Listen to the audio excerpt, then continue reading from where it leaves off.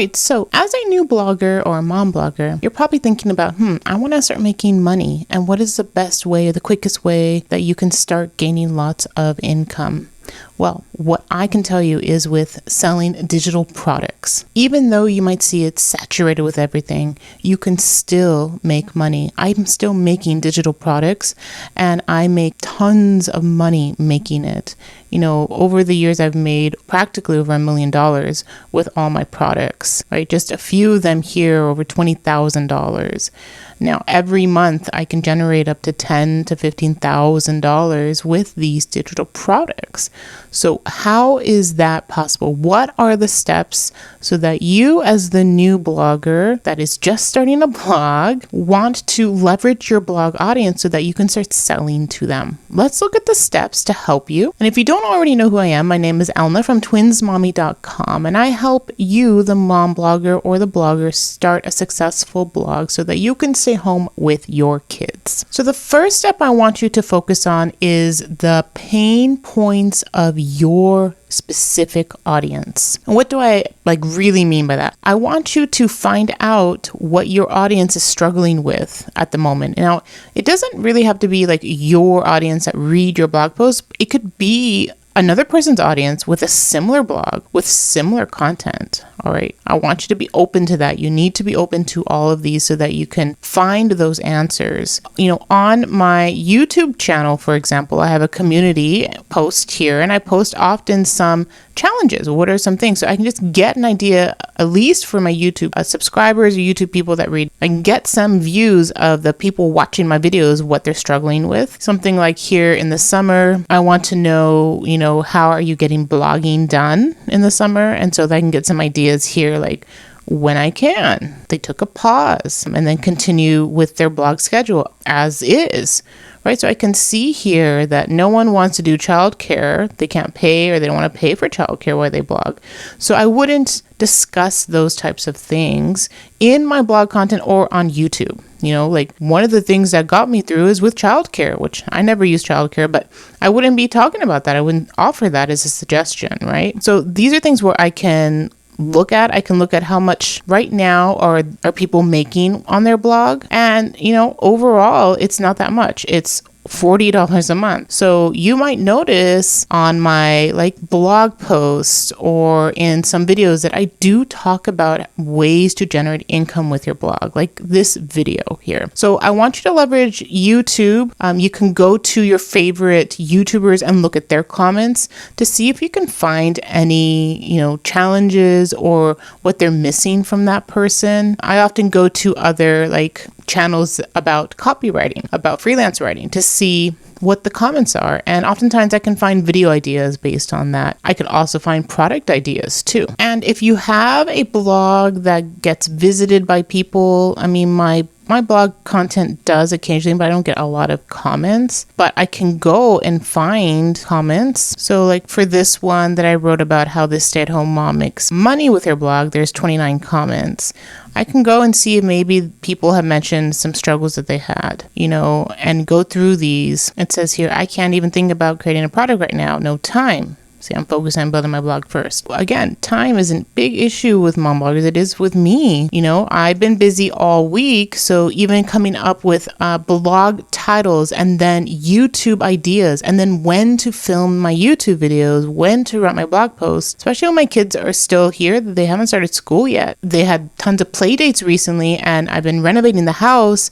So I haven't had time to sit at my desk to do anything. Yeah, time is a big issue. You can look at the challenges and see, is there something that I can create for them to help them? Finding courses or workbooks or masterminds or webinars, whatever you decide around that topic, that challenge will help you make money. It will help you because you are speaking to your ideal audience avatar. The second thing you should look into when you want to create digital products is to make your first digital product a minimal viable offer. This is something that I did not do. And even though it helped me improve to be successful for me, it's not for a lot of people. And I've seen it with other bloggers where they spend the time creating something massive and it never pans out. So you want to create something small and minimal to see if your audience will bite, to see if they will actually buy from you. So, instead of creating a course that's $300, create a 1-hour video for $50 and use, time or scarcity so that you can get signups, right? More signups. I'm only offering this live demonstration on this day. Come and enroll. It's $50 or whatever, $49, and I'll show you X, Y, and Z. Then that can show you proof if your minimal viable offer works. It can also show that maybe that whole method works for you. You know what? Your audience really gravitates towards these low offer products. I'm going to put another live show next month and see if that works. You will find what works. If you find out that, people aren't signing up because they're just not, you can look at it. Well, is it the topic? Is it the price? If it's not 50, then you might have to adjust the price to something that's a bit lower, like 27. So these are things that you need to consider and look at your core audience, right, to get those markers to see what they're willing to pay for. Ideally, this minimal viable offer is like the smallest win from a big challenge. So if the big challenge is, becoming a social media influencer, the small win could be something of how to get their first 1,000 Instagram followers. Right, something like that, where it's a small win that they can work towards. It can also be something that's immediate, right? That is more alluring to people when they get access and they digest whatever it is, and then they can apply it and it works. I like to sell like templates. Templates do a good job showing that. People pay for it, they look at it, they customize it, and then they post it and it works, kind of thing. Those immediate wins can help with getting people to buy your thing. My Pinterest pin graphics is a great seller. Because of that, I have other ones about templates of what to say, email scripts, social media scripts. All those things are important and to people that need it. And so they will buy something like that. And so like I was saying, I didn't start with that. So now I'm like backtracking and now creating these smaller viable offers for my audience. So now I have lower tier offers that are more budget friendly to the higher tier offers that are not budget friendly. So I have a mix there to help me with getting daily sales, kind of thing. And that's something that you can build up towards. Again, it's based on your audience. If your audience really loves these small offers, and stick with that. You can also try using different formats to get the same results. So the next step is deciding on what format you're going to end up using.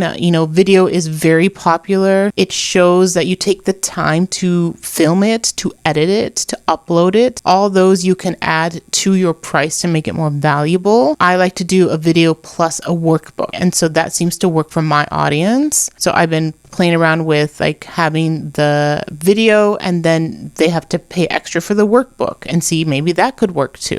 So there's different ways you can present your offer so that you can get the most out of what you created, and don't be afraid to ask for that sale. Like you have to give yourself permission. But as far as the format, I know that ebooks do well, templates do very well, video does very well. So work with those parameters. And during this whole process of you like figuring out the format, looking at the challenges, I want you to talk to your audience about this process through an Instagram story, through a YouTube video, on your blog, in your email list, all this stuff to just say, hey, this is what I'm working on behind the scenes.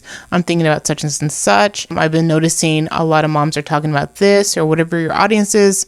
And then you can hear back from your email list or hear back from whoever your social media followers if that rings true for them, right? Just to get some more validation of your product idea. And when you start hinting about this thing, let's say on an Instagram story, you can talk about the problem, saying, I've been having problems like raising my rates. The last client didn't accept my rate. Are you having issues like that? I'm trying this method out and I'm going to see if this works. I'll keep you updated, right? You can do something like that where you already know the results because you've already tried it and it works, but you're just hinting at like, well, I struggled at this, I'm going to try this. And then you can surprise your audience saying, wow, oh my gosh, I picked up 3 new clients in 1 week. This is amazing. The things that I've learned or started doing or implementing is working. And I want to share that with you. And then you can go right into I'm creating such and such and such, right? And then once you have all those elements, once you either record your video, make the workbook in something like Canva, you need to host it somewhere. And I personally like Teachable. Teachable is a great platform. I've been using it nonstop with all my products. So if you go to Teachable, you can just go to new course and name your course and go from there. They do have digital downloads here in this which I have a digital download, and you can create a new digital download. So they have a new section here for like those templates. So you can start doing something like that. But I think demoed it here, but I have most of my templates just as like under courses. So the what to say to clients is right here. I don't use that as much, but you can differentiate in Teachable if you have like a video course versus like digital downloads, like a workbook, an ebook, and things like that. So you can look into that. But I like Teachable. It handles my affiliate sales there, so I don't have to worry about that. So that's really nice, especially because I'm in Canada. So that works for me. So then once you have your course platform, you have it up there, you sign up all the things, you name it, all that stuff. You need to create a landing page or a sales page. It doesn't have to be that fancy. I just have the basic ones. For Twins Mommy, I have my big sales page here. With WordPress, you can edit it and have blocks that are colored. You have buttons. You can put video in here. So, you can take the time based on what the offer is to create a long sales page like this, or you can create a shorter one. Ideally, the length of your sales page indicates the price. So, courses that are $1,000 or more probably have a really beefy sales page. Ones that aren't that long, aren't that expensive. Mine's sort of halfway here, as you can see. It is a bit longer for the price, but I like writing sales pages. So you can see here, and there it is right there. My other course that is $195 is about this length as well. So once you get into the $500, the $1,000 memberships or things like that, you're going to have a little bit more space that you have to convince the audience this is worth it. You can play around with having something short. You can have just like a big video up front and then have some copy underneath. You can look at maybe getting Jasper AI or ChatGPT to help you with some aspects, although I don't like the sales copy that AI writing gives you. It's very generic. It's not tailored to your audience, and it is just derivative of past sales pages, past templates, past copywriting formulas, that it just seems very formulaic. And so you want something that's different. You want something authentic on your sales page to connect with the reader. So you need to look at that. My smaller digital products that are under $50 have a smaller landing page for that. Here's one of my latest masterclasses that's under $50, the Ultimate Affiliate Post Workflow. So I have my title, I have who it's for, the picture, and then a story, and then I introduce it. I have another picture. I talk more about what it's all about or the challenges of it, and then what they can get. The workbook here, what they will learn, more proof of these things,